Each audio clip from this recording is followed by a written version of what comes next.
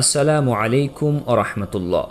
প্রিয় দর্শক, আজ আমরা এমন এক অলৌকিক ঘটনার গভীরে প্রবেশ করব যা সৃষ্টির ইতিহাসে এক মৌলিক পরিবর্তন এনেছিল। একদিকে আল্লাহ তাআলা ঘোষণা করছেন, আমার ইবাদত করো আর এটাই সরল পথ। অপরদিকে তিনি ফেরেশতাদের এবং ইবলিসকে নির্দেশ দিচ্ছেন তার হাতে গড়া প্রথম মানব আদম আলাইহিস সালামকে সেজদা করতে। প্রশ্ন জাগা স্বাভাবিক, তাই না? আল্লাহ তাআলা নিজেই উপস্থিত, তবে সেজদা কেন আদমকে? যিনি সেজদা পাওয়ার একমাত্র যোগ্য, তিনি কেন অন্যকে সেজদার নির্দেশ দিলেন? এই সেজদা কি শিরক ছিল? আজ কোরআন ও হাদিসের প্রদীপের আলোয় আমরা এই প্রশ্নের উত্তর খুঁজে নেব এবং এর পেছনের তিনটি বিশাল শিক্ষাকে হৃদয়ে ধারণ করার চেষ্টা করব ইনশাআল্লাহ। আসুন প্রথমে সরাসরি কোরআনের বাণীতে যাই।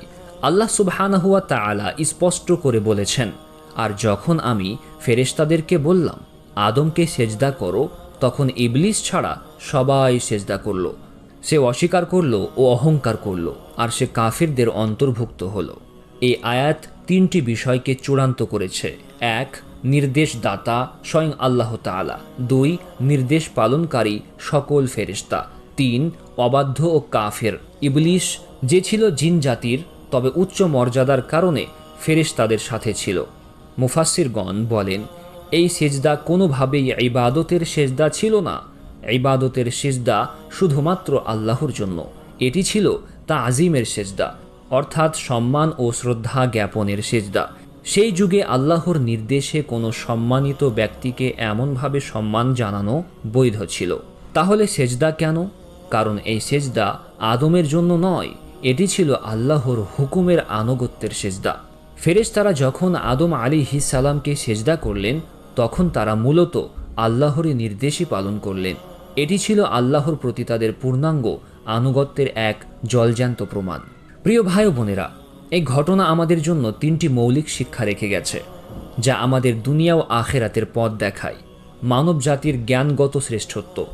আল্লাহ তাআলা যখন আদম আলাইহিস সালামকে সৃষ্টি করলেন, তখন ফেরেশতারা প্রশ্ন করেছিলেন, আপনি কি সেখানে এমন কাউকে সৃষ্টি করবেন যে ফাসাদ সৃষ্টি করবে এবং রক্তপাত ঘটাবে? অথচ আমরা তো আপনার সপ্রশংস তাসবিহ পাঠ করছি এবং আপনার পবিত্রতা ঘোষণা করছি।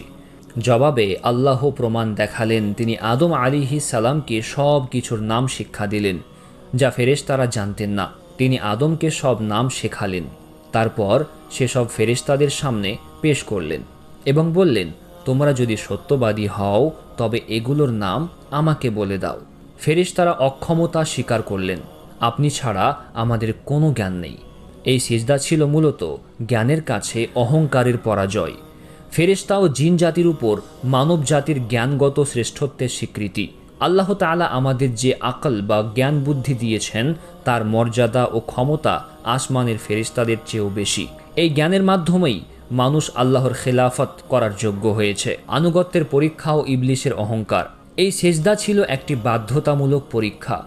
কে আল্লাহর হুকুমকে প্রশ্নাতীতভাবে মান্য করে আর কে করে না। ফেরেশতারা আল্লাহর নির্দেশ শোনা মাত্রই সেজদায় লুটিয়ে পড়লেন। তাদের মনে কোনো প্রশ্ন বা দ্বিধা ছিল না। তারা সেজদা করে প্রমাণ করলেন, আল্লাহ তাআলা যাই নির্দেশ দেন তাই সঠিক, তাই কল্যাণকর, কোনো যুক্তির প্রয়োজন নেই। কিন্তু ইবলিস, সে অস্বীকার করল। কেন? কারণ সে আল্লাহর হুকুমের চেয়ে নিজের যুক্তিকে বড় মনে করল। সে বলল, আমি তার চেয়ে শ্রেষ্ঠ। আপনি আমাকে আগুন থেকে সৃষ্টি করেছেন আর তাকে সৃষ্টি করেছেন কাদামাটি থেকে। এটাই ছিল ইবলিসের পতন। আল্লাহর হুকুমের সামনে নিজের শ্রেষ্ঠত্বের মিথ্যা দাবি করা। এটি নিছক সেজদা না করার অপরাধ ছিল না, এটি ছিল সরাসরি আল্লাহর কর্তৃত্ব ও নির্দেশের প্রতি বিদ্রোহ। এই পুরো ঘটনা আমাদের শেখায় যে ইবাদত শুধু নামাজ, রোজা বা সরাসরি সিজদা করার নাম নয়, বরং ইবাদত হলো আল্লাহর প্রতিটি হুকুমের সামনে মাথা নত করা। আল্লাহ তাআলা যখন ইব্রাহিম আলাইহিস সালামকে পুত্রকে কুরবানি দিতে বললেন, তখন কুরবানি করাই ছিল ইবাদত। আল্লাহ তাআলা যখন ফেরেশতাদেরকে আদম আলাইহিস সালামকে সেজদা করতে বললেন, তখন সেই সেজদাই হয়ে গেল সর্বশ্রেষ্ঠ ইবাদত, কারণ সেটি ছিল আল্লাহর নির্দেশের প্রতি পূর্ণ আত্মসমর্পণ। তাই এই ঘটনার মূল শিক্ষা হলো, আল্লাহ তাআলা সিজদা পাওয়ার একমাত্র হকদার, এবং তার নির্দেশ মেনে চলার নামই হলো ইবাদত। যখন আল্লাহ তাআলা নির্দেশ দেন তখন তার সৃষ্টিকে সম্মান করাও তারই ইবাদত হয়ে যায়। প্রিয় শ্রোতা বন্ধু, আদম আলাইহিস সালামকে সিজদার এই ঘটনা নিছক একটি গল্প নয়, এটি আমাদের জীবনের প্রতিটি মুহূর্তের জন্য একটি দিক নির্দেশনা। আজও আমাদের জীবনে ইবলিশ নানাভাবে এসে ফিসফিস করে, এটা কেন করব, এটা তো আমার যুক্তির সাথে মেলে না। যখন পর্দা করার নির্দেশ আসে তখন হালাল হারামের সীমারেখা আসে। যখন বাবা মায়ের প্রতি বিনয়ী হওয়ার কথা আসে তখন আমাদের মনে অহংকারের ইবলিশ মাথা চাড়া দিয়ে উঠতে পারে। আসুন আমরা ফেরেশতাদের মতো প্রশ্নাতীত আনুগত্যের শিক্ষা গ্রহণ করি। জেনে রাখি, জ্ঞানের অহংকার, বংশের অহংকার বা ক্ষমতার অহংকার সব অহংকারী শয়তানের পথ। আমাদের শ্রেষ্ঠত্ব আমাদের মাটির দেহের জন্য নয়, বরং আল্লাহর প্রতি আমাদের বিনয়ী আনুগত্যের জন্য। আল্লাহ তাআলা যেন আমাদেরকে সেই জ্ঞান এবং সেই নিরহংকার আনুগত্য দান করেন, যার কারণে তিনি মানব জাতিকে তার সকল সৃষ্টির উপর শ্রেষ্ঠত্ব দান করেছেন। আমিন। আসসালামু আলাইকুম।